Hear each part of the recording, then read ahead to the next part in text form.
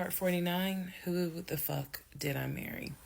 So after the whole, I moved and I started over, basically, completely started over.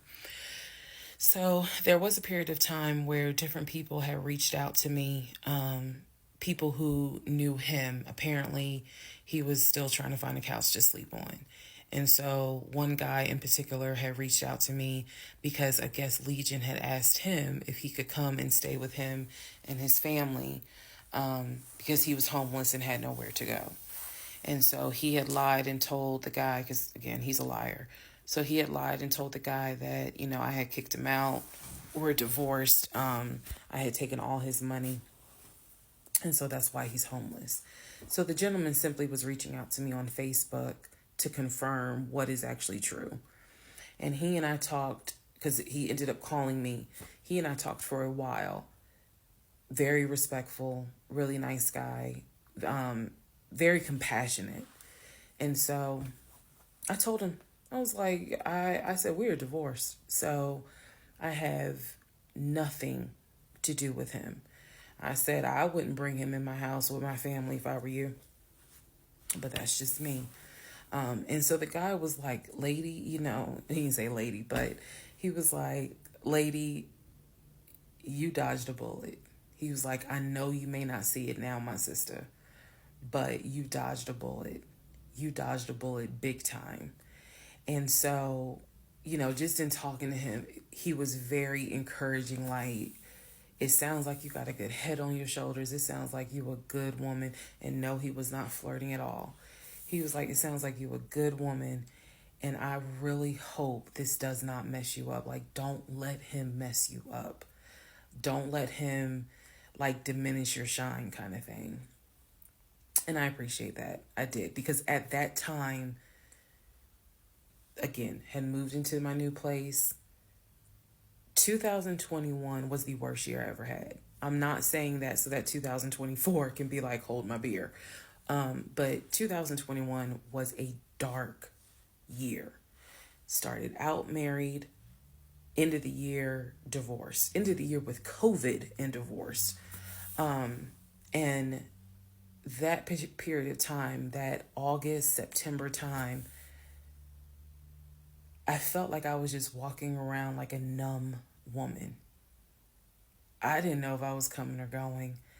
I didn't know I didn't know what to do because I felt like I had just been through hell. And it was a period of time where I had to sit down and I had to really, really deal with some stuff that I just simply was not ready to deal with. Things that I had to come to grips with that I really wasn't ready to come to grips with. So fast forward all this time, get to December of 2021. Yes, this is where the story does end. Get to December of 2021. I am out sick with COVID. I'm not at work. I get a phone call from my coworker telling me that Legion has called our job looking for me and was trying to get information on how to reach me. Yes, I had already changed my number. Again, I had already moved, but he knew where I worked. So apparently he had called trying to find me, and the person that answered the phone was like, we're not going to give you that information. So he said, well, can you ask her to give me a call? I'm just trying to get a hold of her so I can get my stuff.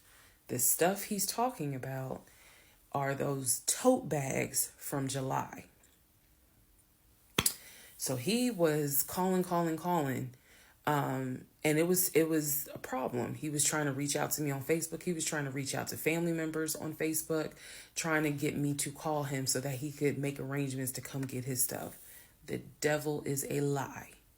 So my friend Tracy, who came to my rescue again, my friend Tracy was like, okay, here's what you're going to do.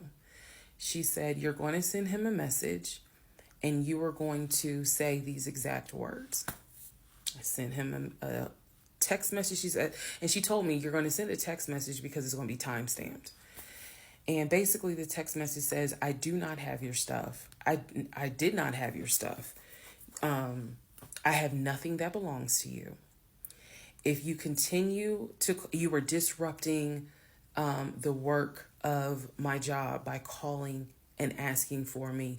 We have no contact with each other. I will send you a copy of the divorce decree that shows whatever is in your possession you own and whatever is in my possession I own. If you contact me directly or indirectly ever again, I will get a restraining order on you. Now, for those of you who are watching this in 2024, and you're probably like, wow, she's dramatic. Please understand that what I just said, I meant. I mean that. If you ever try to contact me directly or indirectly, I will get a restraining order. I have it in writing. I've always had it in writing. And if I need to rewrite it again in 2024, I will, because the boundaries still stand. And that, ladies and gentlemen, is the last time I had any contact whatsoever with my pathologically lying ex-husband.